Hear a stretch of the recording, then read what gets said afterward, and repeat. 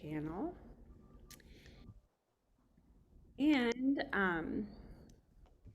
let's see if I can first introduce Dr. Pam Richmond.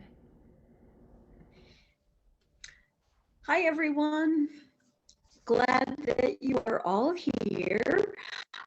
Um, I am a professor in social work, and I have many years of experience working with adolescents in a variety of settings, residential treatment, community-based settings, psychiatric hospital, group home, and for the past probably 5 to 7 years, I have been working in restorative justice with young people. And so I am glad to be here tonight talking with you and talking about the Holocaust Day of Remembrance. Um, the Day of Remembrance was designated by Congress to honor those that perished in the Holocaust. And the day revolves around the Jewish calendar. And so typically it is the month of April or the beginning of May. And now that's different from the International Day of Remembrance. The International Day of Remembrance is for everyone across the world to celebrate. This one is particularly for the United States. And how this kind of came into being, I've always had an interest in the Holocaust. Probably because it's hard for me to wrap my head around how groups of people could treat other groups of people in such a cruel, horrific, and inhumane way. And so to try to understand the complexities, I applied. This was a handful of years ago, probably 5 or 6 years ago. Pam, I want to, To can I interrupt? I'm the so sorry. You're breaking up. It's getting worse as you're, sure. I don't know if it'd be good to turn the video off or for audio. For me to call, should I call in?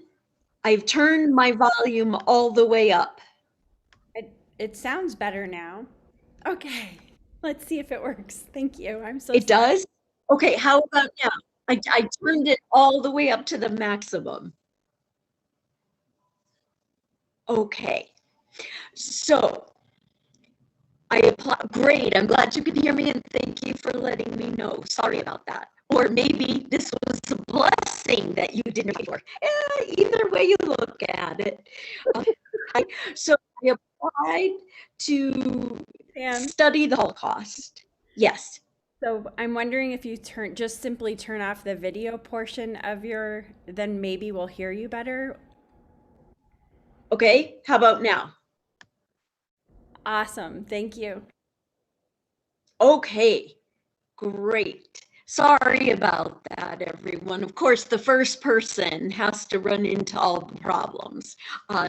So again, because of my interest in the Holocaust, I applied to study at the United States Holocaust Museum in Washington, D.C., and was selected from a variety of people around the country to really kind of delve into the Holocaust. And so when I came back from that just motivating experience, I decided that we should do something on campus to honor the Day of Remembrance. And so every year it gets to be a little bit different.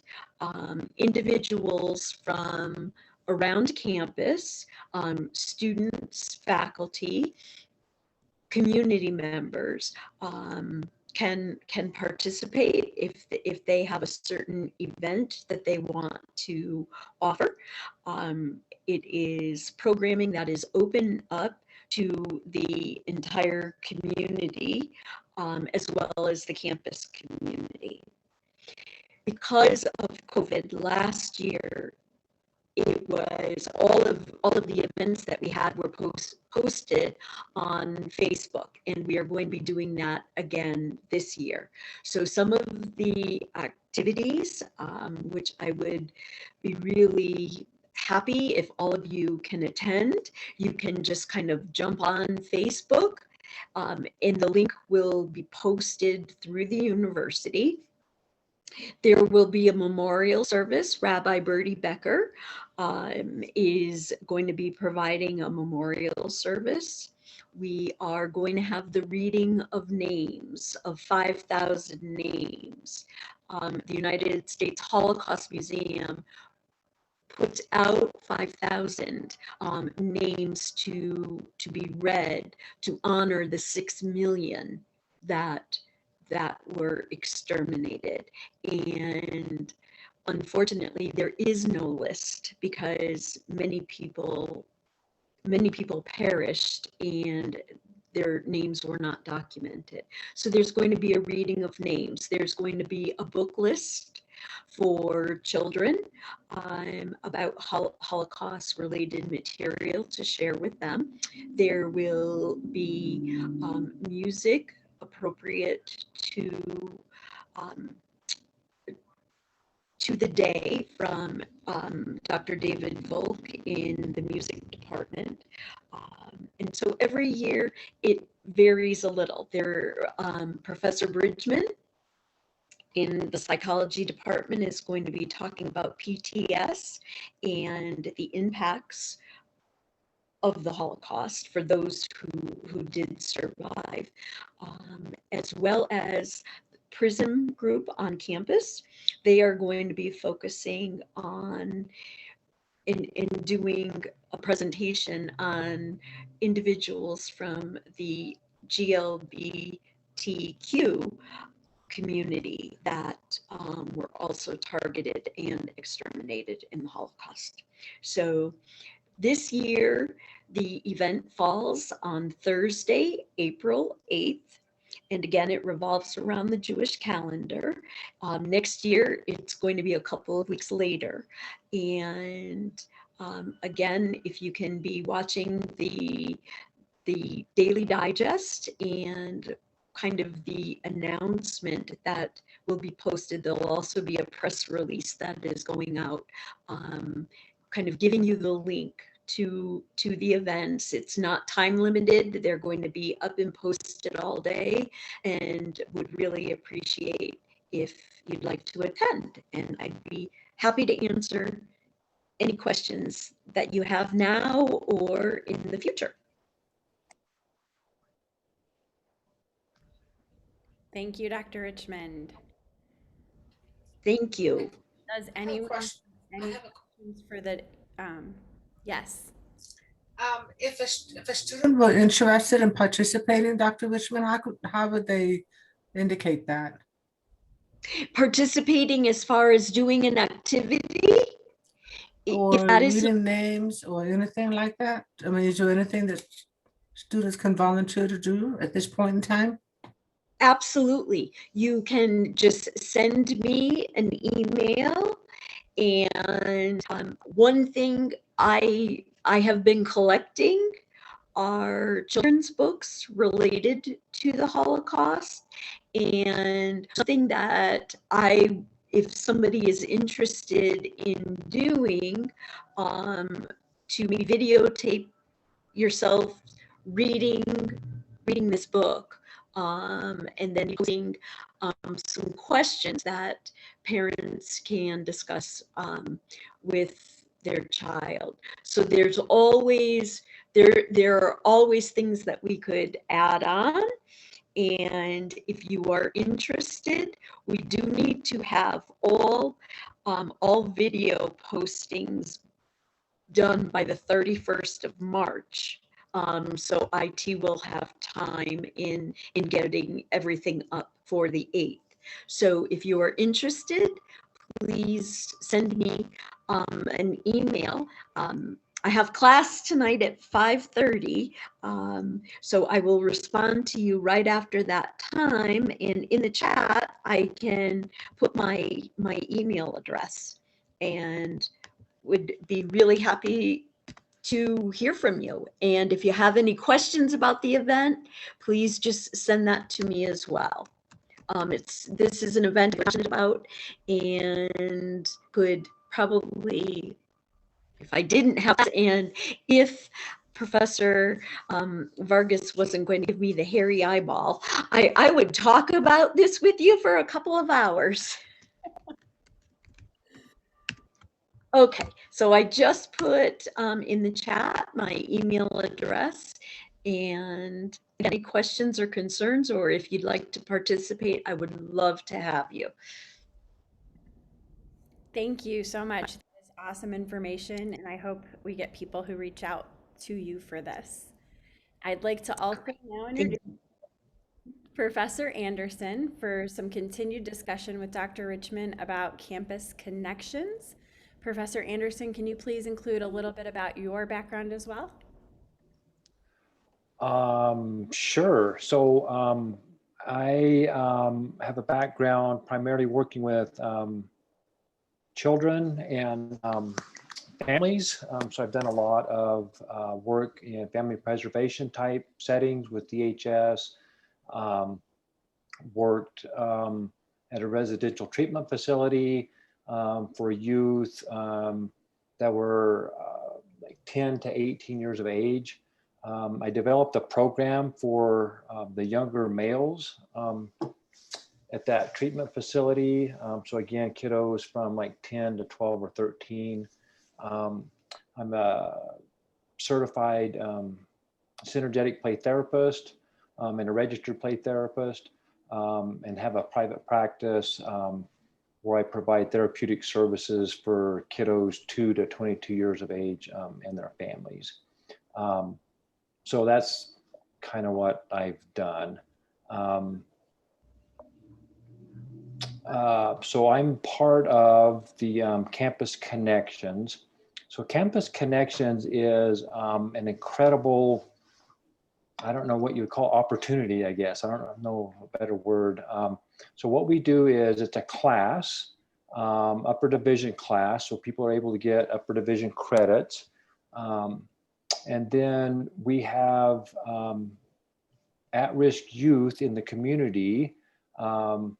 We get these referrals through our partners in the community. And then what happens in the class is the college students are taught about mentoring, how to interact with kiddos that are struggling. And then they mentor kiddos throughout the semester. And so this is the first semester that I've been a part of that. And quite frankly, seeing some very exciting things. Met with one kiddo that really struggled the first time we met with him. Very inappropriate, aggressive behaviors. Continues to come back. And every week you just see improvement. You just see that he's calming down, nervous system is regulated more, interacting more. So I think Campus Connections is, and I'm helping Dr. Richmond, quite frankly, with it. It's just a beautiful program. Students get to learn. We get to help kiddos that are struggling. We get to provide a vital service to our community partners. So it's just like a win all the way around. So yeah, I don't know what else you want me to say, Professor Vargas. I don't know. You know way more about it than I. That sounds awesome. This is hi. So a couple of things that I would add to what Professor Anderson said. The two things that are focused on.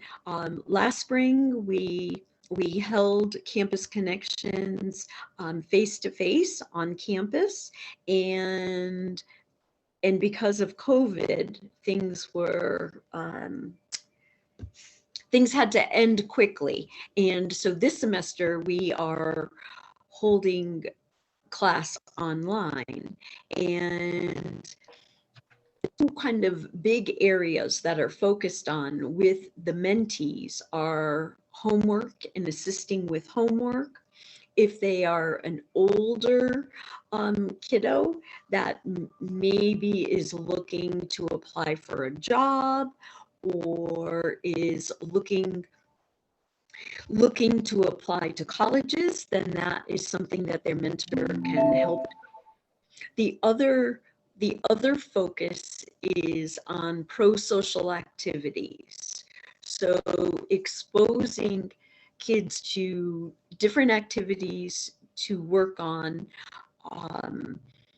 to develop that team, group work, cohesion, to get to know other kids their own age. So it can be a variety of things.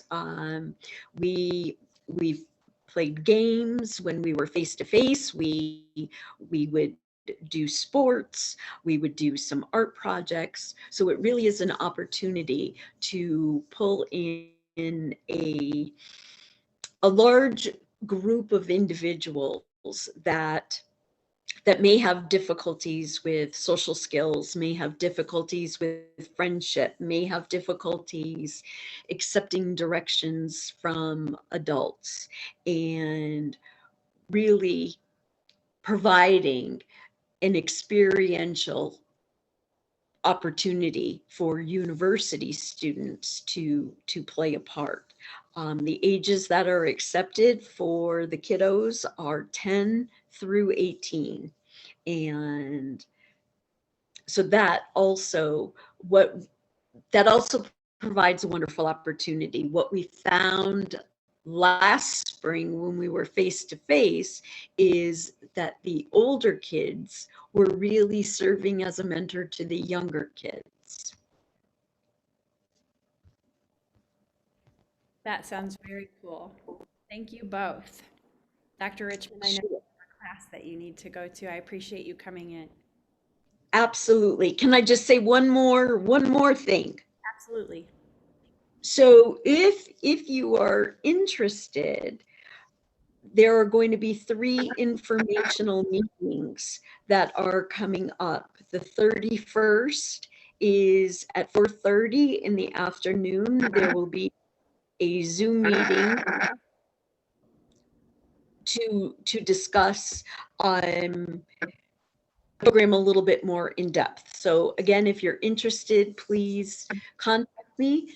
I wish I could be here for all of the other discussions, and my apologies that I can't, but I am off to class now. And Professor Vargas, thank you for inviting me. You're welcome. Have a good class. Thank you so much. Professor Anderson, is there anything else that you would like to add? Would you also like to be a contact for students who are interested? Absolutely, yeah. I'll put my name, email in the chat, and you can get a hold of me.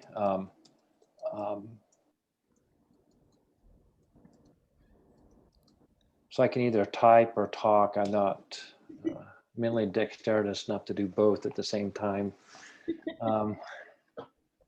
So yeah, Campus Connection.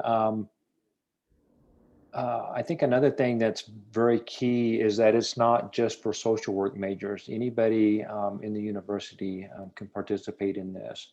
So it's a great way for anybody. It will look very, very good on resume. This type of community service looks very good on a resume. And it'll provide you with skills that you'll use in almost any field of endeavor that you choose. So yeah, it's just a fun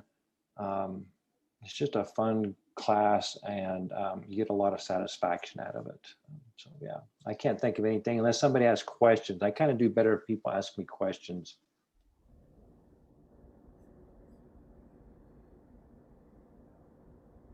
Okay, I don't know if we have any questions at the moment. All right. If you think of something, and feel free to put it in the chat and we can respond to it later. I want to get moving forward in our time and introduce Dr. Riley Sandoval, who is also our department chair and our BSW program coordinator. Dr. Riley Sandoval, can you please give us information about your background and then let us know some information about our BSW program? All right, well, yeah, I've done a lot of things in the field. I started off working as a work study student, actually, in a residence. Judy, could you please mute yourself? Um, I started working out in as a work study student in a residential treatment center. No, actually, it was a shelter. And then after I graduated, I continued to work there and moved up in the field and actually had the opportunity to write the policies that turned us into a residential treatment center.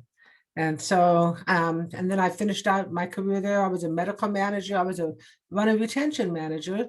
We actually dropped the runs by 13% from our facility in the first year of that program. So we were officially awarded by the police department and everything. So, so that was an exciting time in residential treatment. Then I moved to foster care. I did home supervision, licensing, and then moved into casework, and then did adoptions.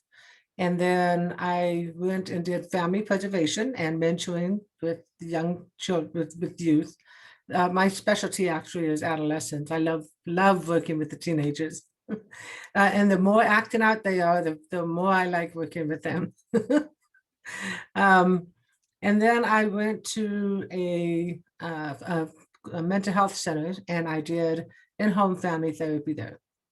So, and in between that time, while I was working in higher ed, I also did a runaway and homeless youth grant for rural youth. I was a project director for a grant through the Family and Youth Services Bureau, where we tried to build up services for rural runaway and homeless youth, because what we were finding were that these youth were traveling to Denver, and there were actually perpetrators sitting at the bus stop waiting for unaccompanied minors to come off that bus and immediately try to recruit them into the sex trade. And so we try to build services in their own communities so that they could stay there instead of gravitating towards the larger cities and possibly being victimized. So that was a really gratifying thing to do as well. That's my background. Awesome.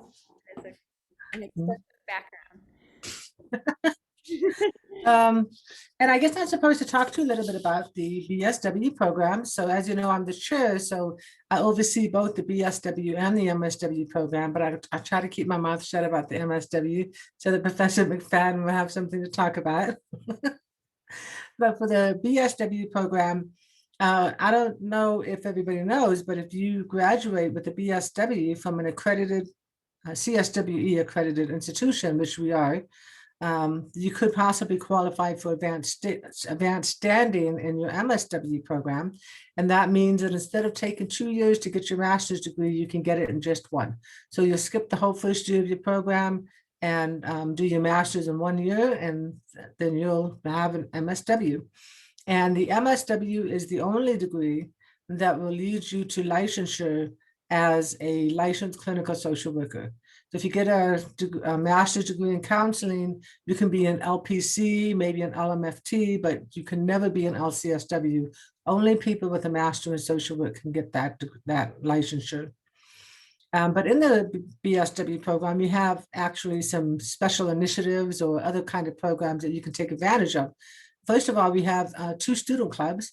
One is the Student Social Work Association, which is actually open to social workers and any related major. And this club goes out and they usually do community service or fundraising types of activities. 1 year, the club actually did an Operation Beautiful on campus, and they wrote inspiring messages on Post-it notes and stuck them up all over the place across the university so that people could read them and feel good about themselves. And the club actually won a university award for that activity. They've done things such as Pay It Forward, where we just went out into the community and we just did wonderful things for people. Like if you're at McDonald's and you happen to have extra funds, pay for the person behind you. Go to Walmart and help people put the baskets away, rake up somebody's yard or something. And speaking of rake up yards, they've done that as well. They participated in Wake Up Pueblo and went to older folks' homes that were having difficulty getting their yard work done, and they helped them with that. They've done fundraising for people, like when we had Hurricane Katrina, they did a big fundraiser for that. Coat drives, clothes drives, they've done turkey drives, or a fundraising drive, so that on Thanksgiving we could buy baskets for families that were in need. So if you are really interested in making a difference in the community, then the Student Social Work Association is a good club to join. I'm also right now I'm the sponsor of the Phi Alpha Honor Society, and we just got approval for the master's program as well. So now we have Phi Alpha with the BSW as well as a master's program. And everybody who qualifies for that is the top 35% of students, according to your GPA. So you should be getting a letter from me probably sometime next week if you qualify, inviting you to be a part of the club. And the Phi Alpha Honor Society right now, the national office is actually focused on social justice activities and that sort of thing. So our club really, and Phi Alpha hasn't traditionally done a lot because we only require to meet once a semester, but they've always put on the annual Phi Alpha banquet, which this year is going to be April 11th from 12:30 to 2:30. And we're going to be hopefully across from the general classroom building and the art and music building. There's a big auditorium called Hogue Hall, and that's where we're going to be holding the banquet this year. Everybody is welcome to attend that. And then another thing that's important for me to talk about, that I'm not going to be taken away from Professor McFadden or Professor Gonzalez, is the Chicago Center. So we have a special arrangement with the Chicago Center on urban culture and urban life and culture. And they actually provide a CSWE compliant field placement for students in the bachelor's program, where you can get your entire field done. Instead of doing a fall and a spring semester, you actually move out into Chicago and you live there for 4 months, and you do a block placement. That's what we call a block placement of your field, where you do the first part of field and the second part of field all at once, and you get all of your field done in 1 semester. It is intensive because you're doing about 32 hours a week in the field. But when you're out there in Chicago, you're not really taking any other classes, you're just doing the field. So you'll do about 32 hours a week in field, and then you will do a seminar. So they have a seminar attached to that. We have already had one student go out there, and he was very interested in working with older people. And so they found him a placement in a hospital, actually, where he was in a locked psychiatric facility with older folks. And then he split his time between that and going downstairs to the emergency room and providing mental health assessments there. And I'm happy to say that we just had 2 students this semester get approved to be placed at the Chicago Center in the spring. So we'll have 2 students going out there. If you're interested in the program and you want to learn more, don't hesitate to reach out to me. I'm the person that you'll contact for that. And we're the first public institution to work with the Chicago Center on social work placements. So that's kind of a feather on our cap. That's awesome. Thank you very much for all of that information. It's a good time, speaking of Professor Gonzalez, to introduce her into the conversation and talk about our BSW and MSW field placements, as she is the director of our field placements and the importance of field placements in social work education. So Professor Gonzalez, can you please tell us about your background and then discuss these items? So my background before coming into higher education primarily was doing refugee resettlement. So doing case management with individuals who were refugees that were coming to the United States. And then I worked in a homeless shelter as a family case manager for a while. And in between and On top of doing those things, I also have done some international social work. So I've done social work, trainings, education, different things like that overseas in Cameroon, the Netherlands, Nepal, and Costa Rica. So for field placements for our programs, most of it is pretty similar to each other as far as the expectations for accomplishing practice behaviors and practicing the values and competencies of social work while you're in field. The differences lie in that in the bachelor's versus master's program. In the master's program, you're expected to do a little bit more hours than the bachelor's program. And you're also going to be in placements that are usually a little bit more intensive rather than the entry level types of placements. So more therapeutic, more trauma, things like that usually. And we're definitely always working to build those placements as well with our new master's program. Field is really important. It's really what sets social work apart from other degrees like that are kind of similar, like psychology, sociology, things of that nature. We're the only program that has a field practicum embedded into it and also has it as supervised as we do. Other programs might have internship opportunities, but what we have is you're being supervised. You have a class that goes with it. So it's really intensive part of your education, and sets you apart when you go into the field and you're applying for jobs and people are comparing you to other degree programs because they know you already have experience because it was required of you and you were supervised while you did it by people who are professionals and have experience in the field of social work. Anything else you want me to add to that? Do you have any idea on the number of agencies we have that we're working with currently? We actively work with around 75 to 100 agencies at any given time, but have contracts and relationships with probably double that in number. Things like probation, counseling, substance abuse, anything you can think of with youth, really, adoption, foster care, child welfare, school social work, all of those things. We have something in pretty much everything for one level or the other, if not both. Awesome. Thank you. Mm-hmm. Child welfare. What about our Title IV-E program?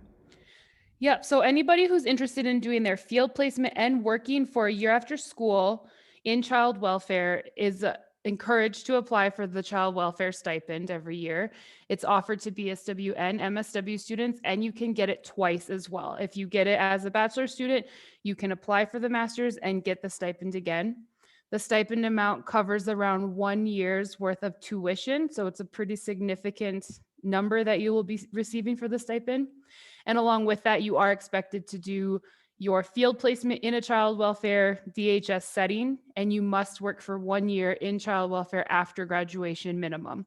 So that's a federally funded and supported program that's distributed and managed through the states. And the purpose of it is to have more child welfare workers in the field because there is a lack. And it's also a really high burnout field. So it's a way to support people and take a little bit of that burden off on the financial side of it. And then also while you're in field placement, you have even more support systems and trainings in place than a regular field student even does. And along with that, you leave school, you graduate from school as a certified child welfare worker. So when you're going to apply for those jobs, those agencies don't have to train you. You walk out of school as a licensed child welfare worker. That's pretty awesome.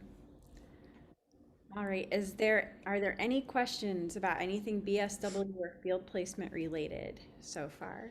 The other thing I will add, because I know there's at least a couple students in here who I've heard from even about the master's stipend.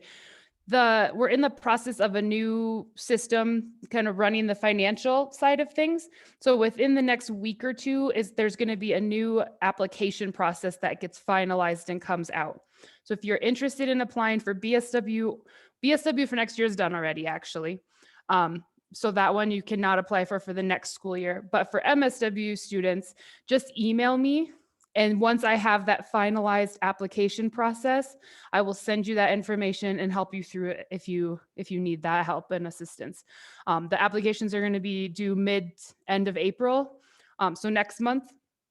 And then we'll have interviews early to mid-May, and you'll find out very shortly after if you receive the stipend for the next school year. So that is different. So don't do the application on our website. That's there right now. Perfect. Thank you. Professor Gonzalez, could you talk a little bit about the way that we do our field placements versus like what a student might find in a typical program? Because I think that the way that we provide support throughout the placement process is unique in our program as compared to others. So one thing is, because we have placements outside of this area of Colorado, but because we're very concentrated in Southeast Colorado, we have really strong relationships with our agencies. We go in person, not during COVID, unfortunately, but before and after COVID, we go in person to every single agency. We're touring it. We're making sure it's safe, it's appropriate. We're meeting with the staff. We're learning about the agencies. So as field coordinators, we know a lot about the agencies. And then the other thing that's different than almost all programs, master's programs especially, they don't do this. We help every single student one-on-one. Some students might come to us with an idea in place already, or they know somebody or have a connection with an agency that they would like us to help them have an internship with, which is great. But the majority of the time, students come to us and we're helping them through the whole process. So once they apply for field, we're talking about different agencies one-on-one with every student. We're connecting them to the appropriate person at the agency. If students are interested in agencies we don't have a relationship with, then that's fantastic. We'll reach out to that agency and see what we can do to make a connection and start a contract with them, as long as they can meet the parameters of what's required by us and by CSWE for field, with having social workers or having appropriate work to do as well for the level that you're interning at. Awesome. Thank you. That was a great point. All right. If you think of any questions in that area, go ahead and write them in the chat, and I'll continue by bringing Professor McFadden into the conversation, and he is our MSW coordinator. Can you just give us a little bit of your background information and then tell us some things about our MSW program, please? Sure. So I really started social work kind of late in life. When I graduated from high school, I went into the military, and I did that for 31 years. And following a all expenses paid vacation to Iraq, when I came home and started getting services through the VA, I realized or thought I could do a better job than the counselor they had first given to me. So I started my education and had a professor direct me to go into social work to do what I wanted to do. Upon graduating from my master's program, I worked in mental health and substance abuse treatment. Most of my clients at that time were predominantly veterans, but I had folks from all walks of life as well. After leaving there, I went to Peakview Behavioral Health, where I was an assessment clinician, working with mental health disorders and inpatient detox. And that really kind of solidified for my doctorate. What I'm studying is the impact of stigma on substance abuse treatment and recovery. So that's my background. As far as the MSW program, we started in 2019 in the fall, going through the accreditation process. We're in our last year of candidacy, which means that around February, March of next year, we will be fully accredited. And that accreditation goes back to that very first class. And Colorado State DORA has allowed our students to sit for their license while we're in candidacy. They will not be able to get their license until we have that full accreditation, but they can at least sit for their license. Um, the program is really unique. We set up your classes for the most part for you. And then we have 2 electives that we try to offer every summer. One of them being understanding suicide, and the other one is school social work. We're one of only 2 programs in the state that offers the school social work, because if you want to do school social work in Colorado, that must be on your transcript. So we're offering that ahead of the game. And I let all the MSW students know that if there's even a hint of a thought of, I might want to go to work at a school, take school social work. It's better to get it and not need it than need it and not have it.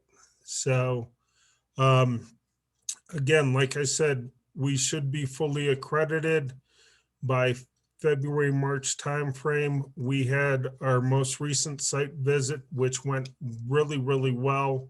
We will have another one come about November after the MSW faculty and staff get done with their paperwork and self-study about our program. So I think that's about it, unless somebody has questions. I'm kind of like Professor Anderson. I'm better with people asking me questions than just trying to think of everything off the top of my head. I would like to say something, first of all, that, accreditation is a 3-year process anytime there was a new program. So you're never going to get a program that gets accredited before 3 years.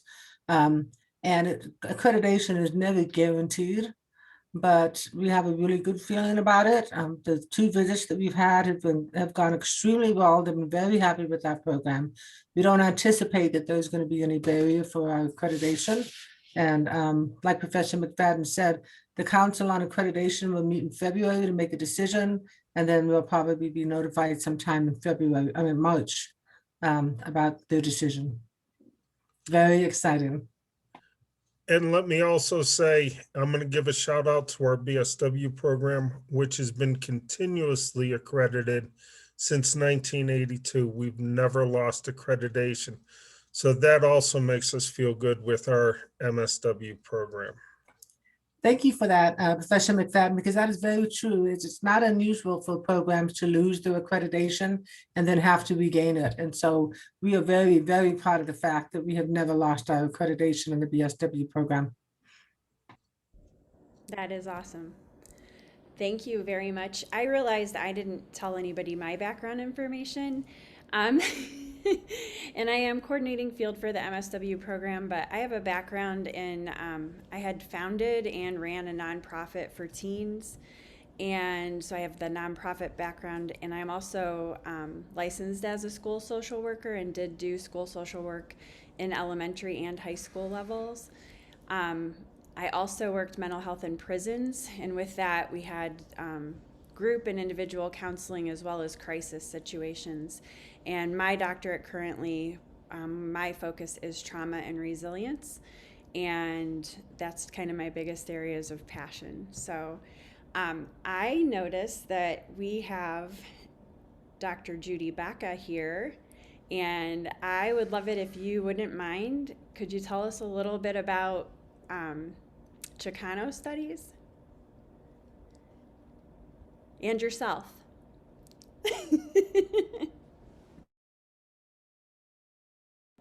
You're muted. Hi, my name is Judy Baca, and I know some of you out there and all of our staff, but I've been with the program since before accreditation, and I have been active within our community and also the university community, and also with the process of helping develop the Chicano Studies program and making sure that we have some of our curriculum, because we do service a large Latino population in this region. And some people are real surprised when they hear that in the city of Pueblo, we have 50% Latinos, with a significant amount of them Chicanos, Mexicanos, folks. And I'm currently the Chicano Studies coordinator. I love our program. I am so happy that at this point in my lifetime with the university, that we're having a graduate program. When I left, I was a student at the University of Southern Colorado. And at that time, we had an emphasis in social work. We did not have our own titled program. We were a behavioral science degree with an emphasis in social work. So you'll get some folks out there that have been field instructors that have a significant amount of their background in social work, but we did not get the title. I remember as a student helping a friend of mine move to Arizona because she wanted to make sure she graduated from an accredited social work program. And we advocated for that. And there was some history that back in the 60s, we had an individual by the name of Dr. Luis Medina. And Dr. Luis Medina was working on trying to get our program to be one of the first programs to offer the accredited social work program, and also to start working on a master's degree. Well, lo and behold, and at that time, all we needed was 3 full-time faculty. And the sad thing at that time is university said no. And so this man ended up going down to the University of New Mexico in Highlands and ended up starting their social work program. And if you see how great their social work program, that could have been us. So when I was hired for for the university, we were still a behavioral science degree with an emphasis in social work. And we started the process of getting our program nationally accredited. And one of the first things we had to do was change the name. And I advocated to have the BSW. They were talking about some forms and stuff because they wanted a Bachelor of Arts in Social Work or a Bachelor of Science in Social Work.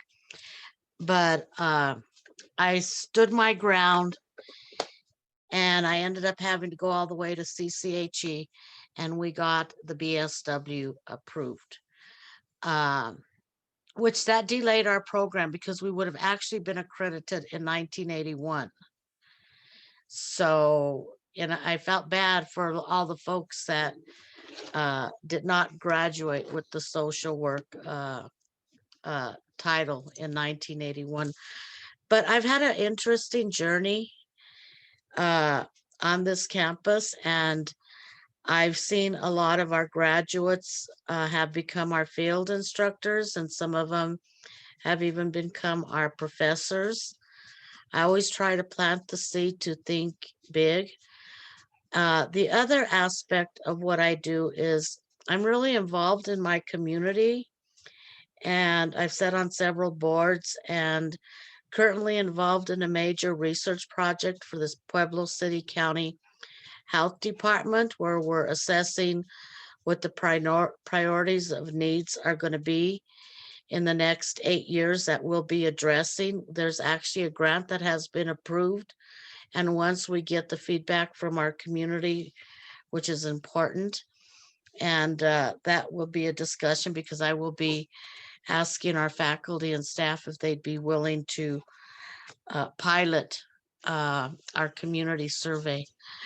The other thing I sit on is we do the annual Cinco de Mayo. We're going to be working on the Rita Martinez Youth Leadership Conference. And I am happy to say, talking about going back in time, next year is going to be the 50th year that Chicano Studies will be on our campus. In fact, I'm honored to say that I was one of the students that was able to take some of the first Chicano studies courses on this campus. So I've been a really strong advocate. I also sit on the Chicano Movement Archives, and I'm hoping that we'll have another component called the Chicano Studies Archives attached to that, as well as we have a Cucaracha Archives, and that was a local community newspaper that was developed back in the 70s. And we've just brought it back in the last year. And last year was the 50th year that Cinco de Mayo was in the 50th year that we've celebrated Cinco de Mayo in Pueblo. So we have a lot of 50s and 40 years and that kind of stuff. So it's kind of exciting. But the interesting thing is, through all these years, I've walked this journey. So can you imagine how old I am? That's all I have. Thank you for that. I'm really glad you're here. Does anybody have any questions that you'd like to put in the chat about anything we've discussed so far?